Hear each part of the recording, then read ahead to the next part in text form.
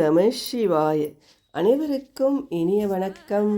ஆன்மீகம் ஸ்டார்ட்ஸ் உங்களை அன்புடன் வரவேற்கிறது. திருப்பள்ளி எழுச்சி பாடல் பாசுரம் 4. பொருள் விளக்கம்.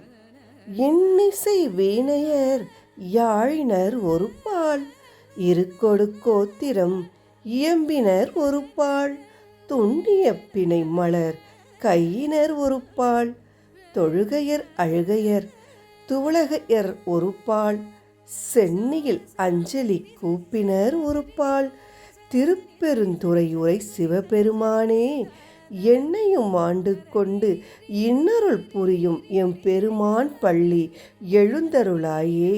பொருள்: திருப்பெருந்துறையில் எழுந்தருளி உள்ள சிவபெருமானே, இந்த அதிகாலை பொழுதில் வீணை கலைஞர்களும் யாழ் வாசிப்பவர்களும் இசை மீட்டியபடி ஒரு புறம் உன் பக்தியில் லயித்து நிற்கின்றார்கள்.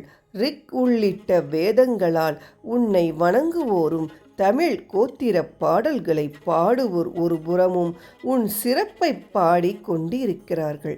நம சிவாய நம சிவாய என்ற நாமத்தை சொல்லியபடி கையில் மலர் மாலைகளுடன் பக்தர்கள் ஒருபுறம் நிற்கிறார்கள். வணங்குவோரும் கைகளில் கண்ணீர் மல்க, பிரார்த்திப்போரும் உன்னை நினைத்து நெகிழ்ந்து மயங்கியவர்களுமாக ஒரு புறம் இருக்கிறார்கள். தலையில் கை கூப்பி நீயே சரணாகதி என்று சொல்வோர் ஒரு புறம் காத்திருக்கிறார்கள். இவர்களது பக்தியின் முன் எனது மாணிக்க வாசகர் பக்தி மிக சாதாரணம். எனது இறைவனே, அப்படிப்பட்ட என்னையும் ஆட்கொள்ள நீ பள்ளியில் இருந்து எழுந்தருள வேண்டும். விளக்கம்: பள்ளியறை என்ற வார்த்தை மிகவும் சிறப்புக்குரியது. இறைவன் கண் மூடினால் நிலைமை என்னாகும்? இருந்தாலும் அன்பின் காரணமாக அவனுக்கும் ஓய்வு கொடுப்பதாக நினைத்து பள்ளி அறையில் உறங்க வைக்கிறோம்.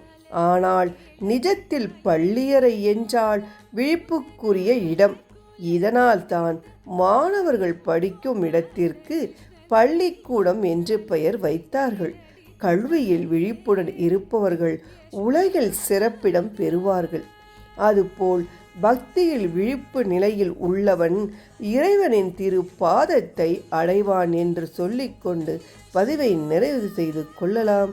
நன்றி, வணக்கம்.